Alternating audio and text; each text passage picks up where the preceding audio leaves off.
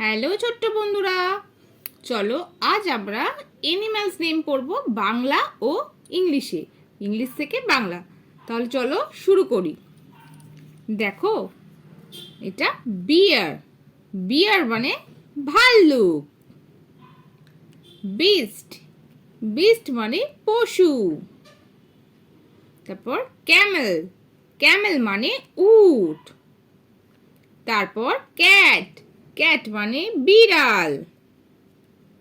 তারপর cow, cow মানে গাভী মানে গরু। ডিয়ার, ডিয়ার মানে হরিণ। ডগ, ডগ মানে কুকুর। গোট, গোট মানে ছাগল। জ্যাকল, জ্যাকল মানে শিয়াল। লেপার্ড, লেপার্ড মানে চিতাবাঘ। লায়ন, লায়ন মানে সিংহ। মানকি, মানকি মানে বানর।